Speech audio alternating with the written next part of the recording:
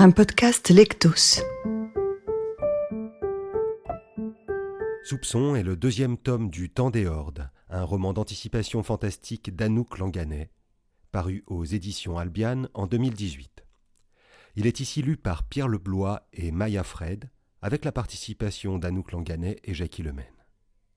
La mise en musique est assurée par Laurent Guérard. Deuxième partie.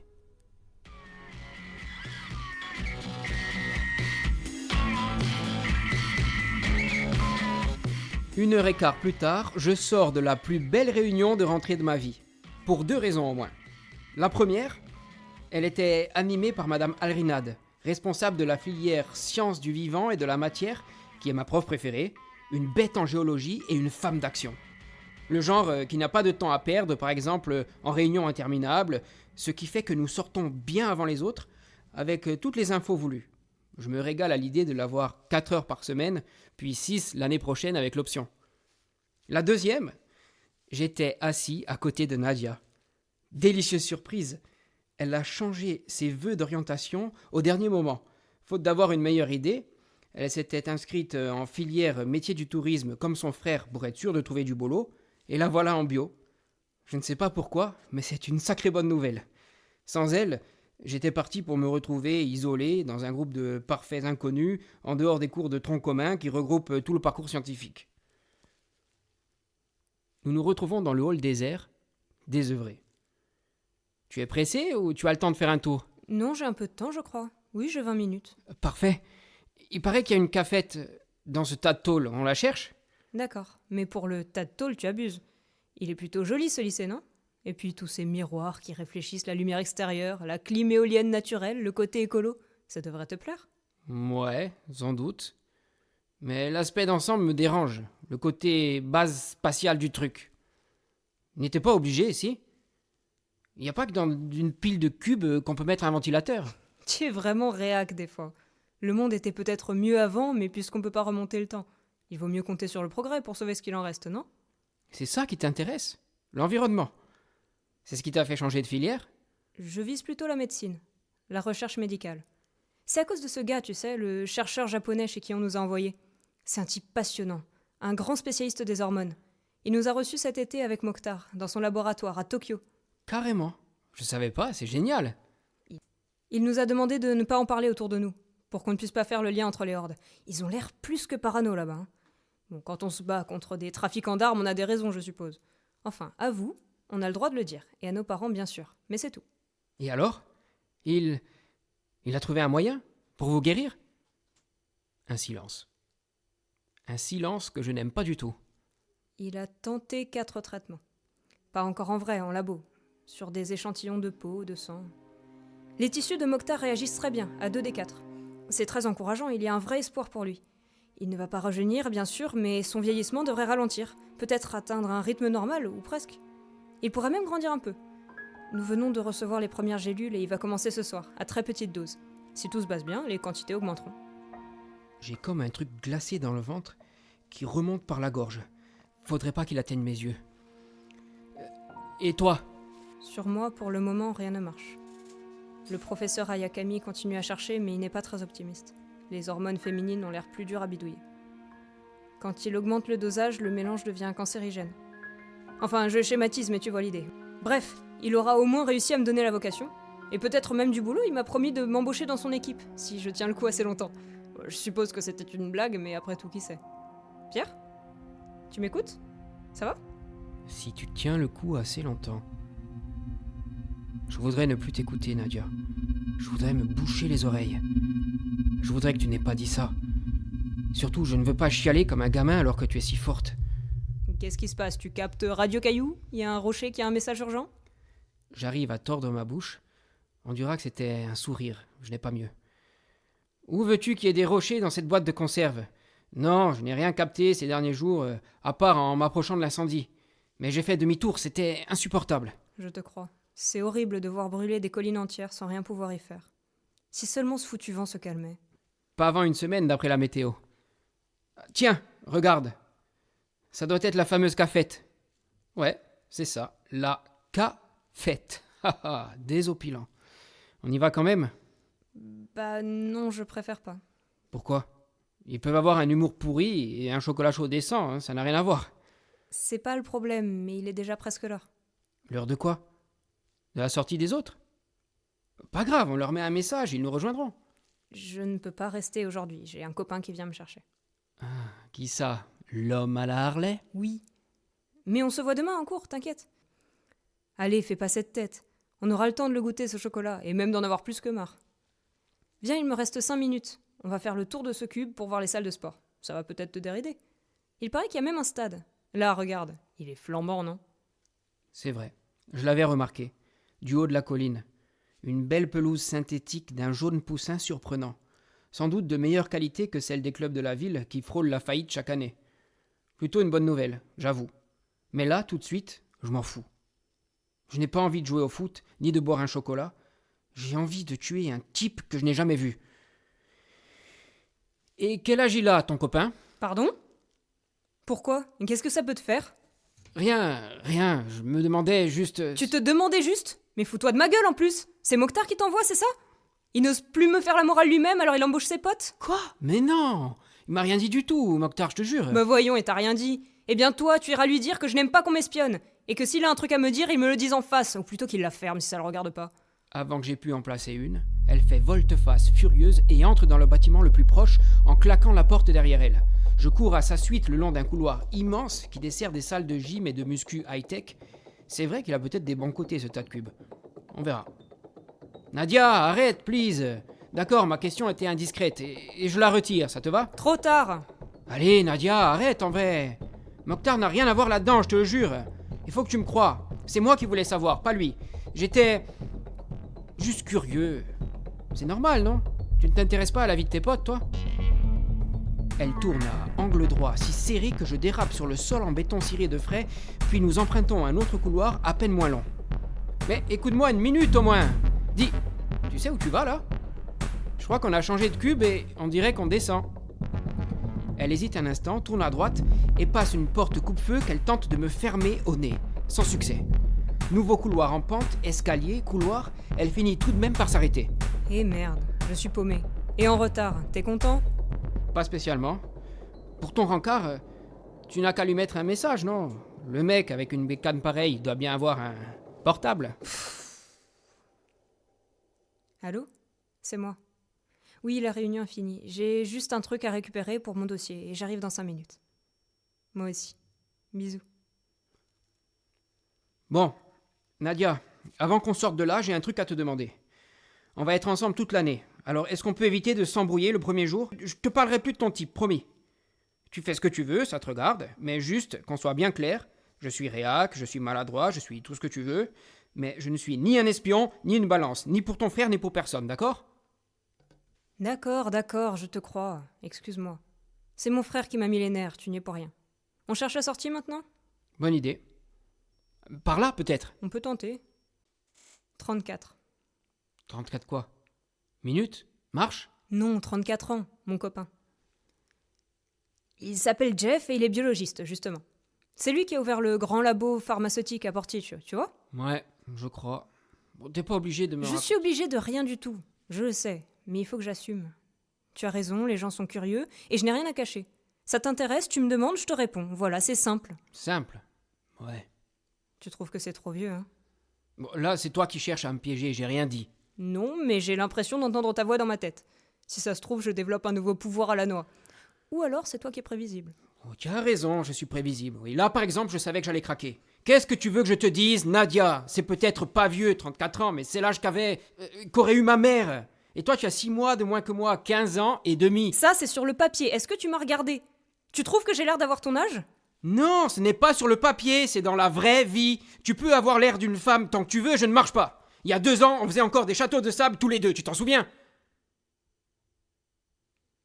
Je m'en souviens très bien. Je me souviens de tout. Et je n'aurai pas le temps d'oublier. Je n'aurai pas le temps de grand-chose, en fait. Je n'ai qu'une vie, et elle passe à toute allure. Alors avant de me faire la morale, essaye de comprendre. T'as vu ma tête? J'ai pas fait des mèches pour me donner un genre, tu sais.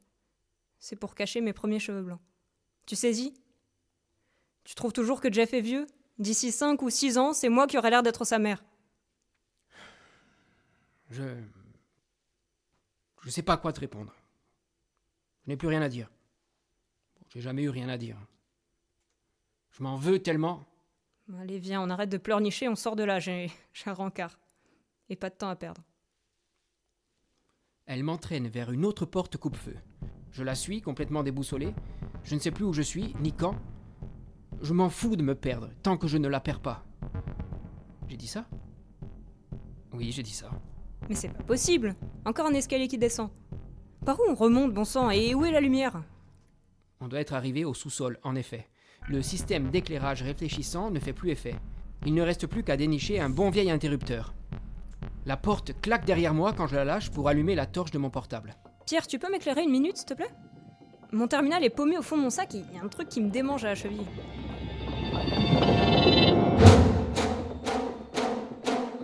Le sol, les murs, le plafond du couloir qui s'étend devant nous, les marches de l'escalier dans lequel nous sommes grouillent de minuscules fourmis brunes. Pas une file ni un ruisseau, une mer de fourmis, avec des vagues, des remous, des courants. Les bottines de Nadia et mes baskets en sont déjà couvertes. Elles atteignent maintenant nos mollets. Je connais ces fourmis. Ce sont des Tapinoma magnum, celles que Papy déteste tant. Il m'a raconté 1000 fois comment elles avaient pris la place des fourmis d'avant, les grosses noires, les rouges. Depuis qu'elles n'ont plus de prédateurs, presque plus de lézards, plus de citelles ni de chouettes, elles envahissent les maisons et les jardins de l'île avec leurs super colonies à plusieurs nids et leurs innombrables reines.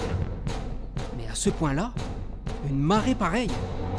Je me retourne en panique vers la porte, mais elle est bloquée. Pas moyen de l'ouvrir de l'intérieur. En tentant de la forcer, je lâche mon portable et nous nous retrouvons dans le noir. Mince, Nadia, tu peux allumer ta torche ? J'essaye, mais j'ai les mains qui tremblent. Tiens le coup, il faut qu'on sorte d'ici. Je tente de farfouiller par terre dans le noir, en priant pour que mon terminal ne soit pas cassé pour de bon. Mes mains se couvrent de fourmis, s'enfoncent dans la masse grouillante et j'ai un haut-le-cœur. Je frotte mes mains sur mes cuisses pour me débarrasser de ces saletés.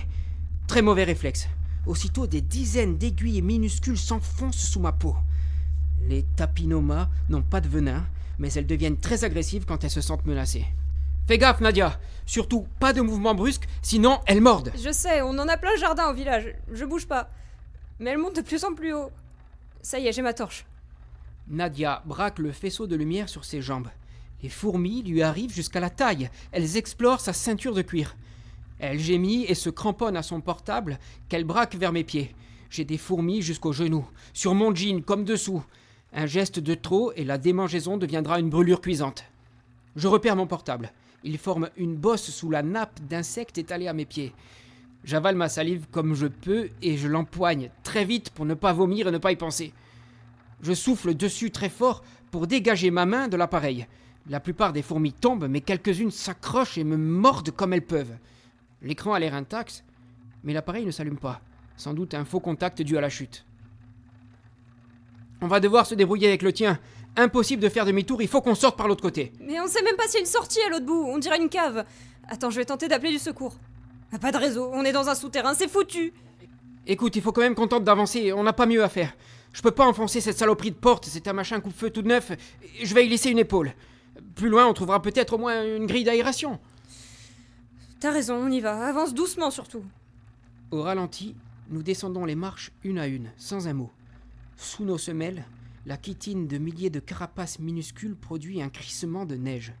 Je pense très fort à l'initiation au tai chi que nous avait imposé notre institut de CE2, histoire de nous calmer un peu. Sans grand succès à l'époque, mais à présent, je comprends mieux l'enjeu. Tout mon corps est parcouru de frissons nerveux et chacun d'eux me vaut de petites morsures.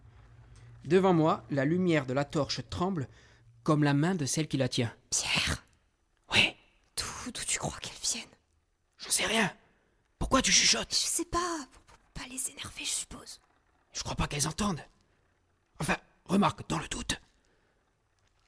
Le couloir semble interminable, parcouru à ce rythme. Ce sont bien des caves. Il y a aussi un entrepôt frigorifique. On doit être sous la cantine. Miam, tu as toujours envie de goûter leur chocolat? Moyen. Mais il doit être midi à force, non? Il devrait y avoir du mouvement si ce sont les réserves. Non, tu vois bien que c'est encore vide. Enfin, à part les fourmis. D'ailleurs, le frigo est éteint. Alrinad nous avait prévenu que la cantine n'ouvrait que la semaine prochaine. Je pousse un gémissement. à la fois de dépit et parce que je sens les fourmis grouiller jusqu'en haut de mes cuisses et sur mon ventre. J'essaie de me souvenir de ce que j'ai enfilé en dessous, mais pas moyen. Le premier truc qui venait en haut de la pile du linge, comme toujours. Pourvu que ce soit un boxer, un truc en lycra bien serré. Dans l'absolu, j'aimerais bien vérifier, mais je ne me vois pas demander à Nadia d'éclairer mon slip. Nouveau frisson, nouvelle morsure. Du côté du nombril cette fois. Pierre, elle m'arrive jusqu'au cou maintenant, j'en ai senti une sur ma bouche. Aïe! Doucement, fais doucement. Elle faut entrer dans nos narines, Pierre, dans nos gorges, dans nos oreilles, dans nos yeux. Nadia, je t'en supplie, si on panique, ce sera pareil mais en plus douloureux. Je sais bien. Elle se tait et reprend sa marche au ralenti, secouée de sanglots. Je vois sa silhouette se découper en ombre chinoise sur le béton nu, grouillant de vermine. Sa beauté semble absurde dans ce décor de cauchemar. Je repense à l'histoire d'Orphée, le type qui est descendu vivant aux enfers pour y chercher sa belle, en charmant les gardiens avec sa lyre. Je sais plus comment ça finit, mais mal. Et je n'ai pas de lyre, même pas un casou. Soudain, Nadia braque le faisceau de la lampe sur sa droite, vers un box qui m'a l'air aussi vide que le reste. Qu'est-ce qu'il y a ? T'as vu quelque chose là-dedans ? Quoi ? Nadia éclaire son visage, et je comprends pourquoi elle n'ouvre plus la bouche.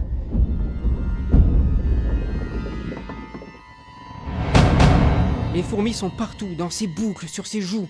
De la main gauche, elle plaque un mouchoir en papier sur son nez et protège ses yeux comme elle peut. Elle fait le geste de tourner un volant, puis elle oriente à nouveau la torche vers le box. Cette fois, j'ai compris. C'est un parking, tu as raison. Si une bagnole peut entrer là-dedans, il y a forcément... Là, au fond, sur la gauche. Éclair par là ? Il y a une rampe d'accès, certainement pour les fournisseurs, donc une sortie. Mais elle est à plus de 100 mètres, autant dire au bout du monde au rythme où nous allons. Je revois le visage de Nadia, les pattes des fourmis dérapant sur ses larmes. Le temps presse. Tant pis. Passe-moi le portable, Nadia. Pierre, non! Je m'élance vers la rampe. À chaque foulée, je sens des milliers de morsures comme si je courais sur une pelouse en flammes. Je pense au foot, à ces matchs que l'on finit en miettes, à ces moments où notre corps dépasse ce dont il se croyait capable. J'ai couru sur des entorses, j'ai couru sur des crampes, je peux courir sur ces putains de fourmis. En haut de la rampe, bien sûr, il y a une porte de garage. Un volet roulant métallique. Je cogne dessus comme un sourd. Morsure, le long de mes bras, dans mon dos, sur mes jambes. Je cogne de toutes mes forces. Je tente de déformer le métal à coups d'épaule. J'entends la supplique muette de Nadia derrière moi, dans le noir. Eurydice. La fille s'appelait Eurydice. Je dois la sortir des enfers à n'importe quel prix. Encore un coup d'épaule plus fort. Je rebondis et je tombe en arrière, sonné. Mais un ray de lumière filtre sous le volet déformé. Aussitôt, une vague de fourmis s'engage dans la brèche, charriant des millions de petites billes blanches, des œufs. Nadia s'est approchée, ou plutôt le spectre de Nadia. Une fourmilière à forme humaine qui tend le bras vers moi. J'ai un mouvement de recul instinctif avant de comprendre. Elle tient un morceau de métal, sans doute un cric. De quoi faire levier, quoi. Dire que je n'avais même pas pensé à me servir d'un outil. Entre la trouille et la douleur, je suis devenu plus crétin que le dernier des primates. J'empoigne le cric et je le glisse sous le volet. Puis je tire dessus en marc-boutant de toutes mes forces. Morsure à nouveau. Aïe.